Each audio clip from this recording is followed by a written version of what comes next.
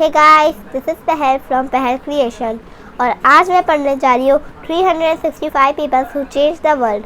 उस मैंने अभी 5 वीडियोस अभी अपने चैनल पे ऐसी अपलोड की है जिसमें 5 ऐसे अलग इनोवेटर्स के ऊपर पढ़ी है बात, और अभी तक आप मेरी प्लेलिस्ट में जाके देख सकते हो।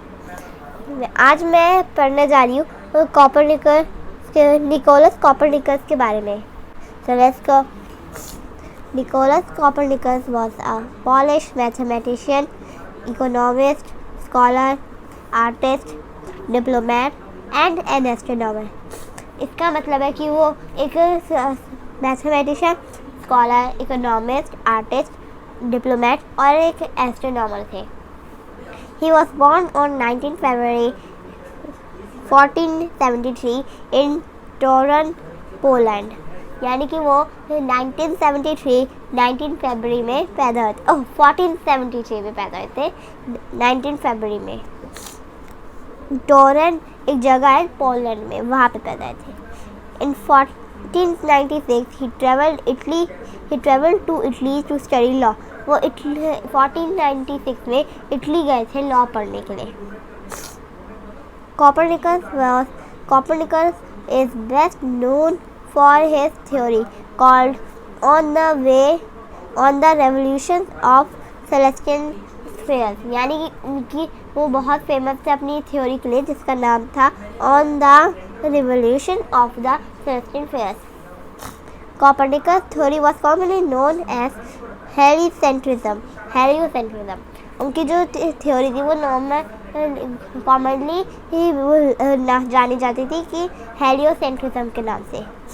It states that the sun is at the center of the universe, while Earth and all the other planets rotate around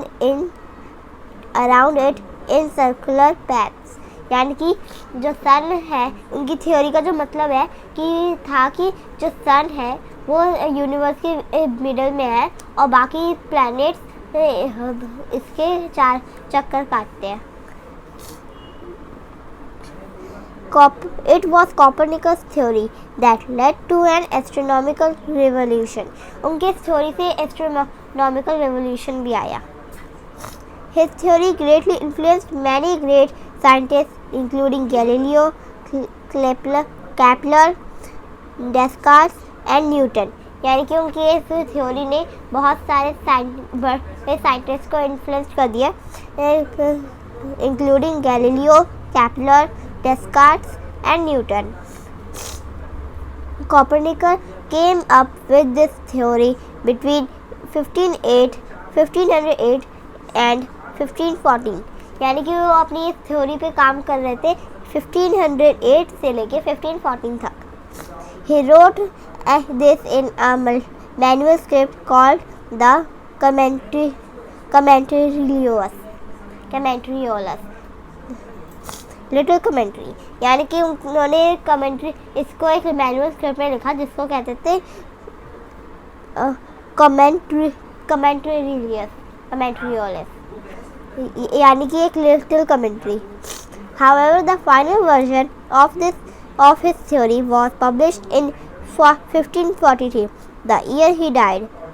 यानी कि उनकी जो थ्योरी थी उसका परफेक्ट पूरा वर्जन 1543 में आया, वो ईयर जिसमें उनकी डेथ हुई थी। He passed away on 24 May 1543। यानी कि वो उनकी डेथ हुई थी 24 मई को। So guys, I hope you like this video. If you like, subscribe my channel Pehal Creation and click on the bell icon. Bye.